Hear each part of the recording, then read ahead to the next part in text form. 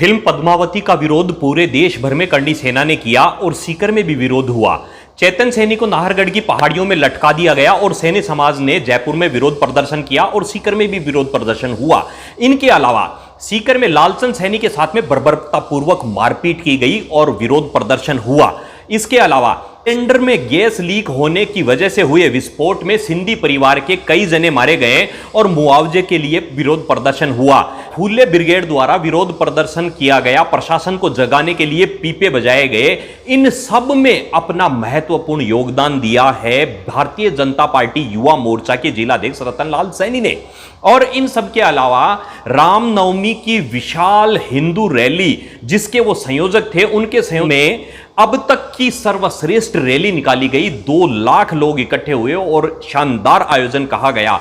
ऐसे धार्मिक, राजनीतिक और सामाजिक कार्यों में बढ़ चढ़कर हिस्सा लेने वाले रतनलाल सैनी से आज हम मिलते हैं, जिनका अब नया मुद्दा आया है कि राज्य सरकार हमारे महापुरुषों के चरित्र से छेड़छाड़ ना करे और हमारे आदर्श महाराणा प्रताप की जीवनी को एज ए टीज पाठ्यक्रमों में शामिल करें और कोई भी उनके साथ में छेड़छाड़ न करें और हमारे जो आदर्श हैं, हमारे जो महापुरुष हैं, उनकी जीवनी या उनके इतिहास से बच्चों को वंचित ना रखें, क्योंकि इनसे युवाओं को प्रेरणा मिलती है। आइए देखते हैं कि पूरा मुद्दा क्या है।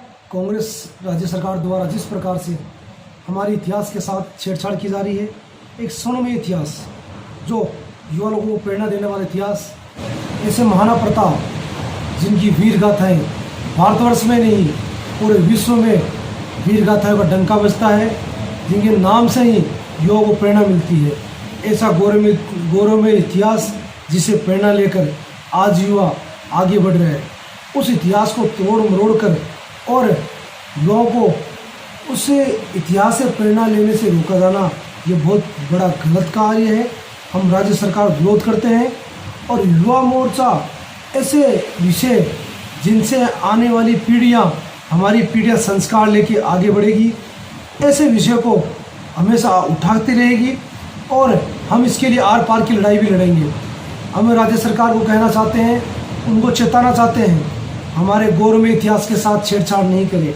जिस गौरवमय इतिहास को से युवा लोग प्रेरणा लेकर बड़े बड़े कार्य करते हैं, ऐसे इतिहास को छेड़खानी करना एक दुर्भाग्यपूर्ण है। राज्य सरकार की एक सेकुलरवादी नीति का एक दुर्भाग्यपूर्ण निर्णय है। मैं राज्य सरकारों से, राजस्थान की राज्य सरकारों से कहना चाहता हूँ, इस निर्णय को तुरंत बदलें और हमारी 10वीं क्लास की इतिहास की पुस्तक में से गौरवमय इतिहास, हल्दी घाटी का युद्ध और महाराणा प्रताप जैसे वीरों से जुड़े हुए प्रसंग हटाए जाना दुर्भाग्यपूर्ण है। उन प्रसंगों को वापस जोड़ा जाए। महाराणा प्रताप के सपुत्र अमर सिंह जी जब मुगलों के शिविर से महिलाओं को बंदी बनाकर लाए, तो महाराणा प्रताप ने उज्ज्वल चरित्र और एक उच्च मानवता गुणों को निभाते हुए वापस अमर सिंह को मुगलों के शिविर में उन बहन बेटियों को ससम्मान भेजने का आदेश दिया गया और ऐसा ही किया गया। महाराणा प्रताप ने कहा, हम स्त्रियों का सम्मान करते हैं, हम संस्कृति का सम्मान करते हैं, हम मुगलों की तरह आक्रांता नहीं है, क्रूर नहीं है, हम नीति पर चलने वाले लोग हैं, हम धर्म के साथ चलने वाले लोग हैं। और ऐसे उच्च कोटि के आदर्शों से उनका जीवन भरा पड़ा है, जिससे हमारे युवा लोग प्रेरणा लेते हैं और अपने जीवन में उनके गौरवमय इतिहास को अपने जीवन में उतारने का प्रयास करते हैं।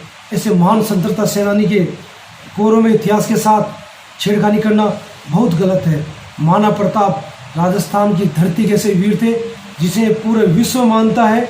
यहाँ हल्दी घाटी से अनेक लोग यहाँ उनकी रजगण ले जाकर अपने देश में रखते हैं और ससम्मान उसकी पूजा करते हैं, अपने देश में बखेरते हैं और ऐसा सोचते हैं हमारे देश में भी ऐसा महापुरुष पैदा हो, ऐसा वीर पैदा हो।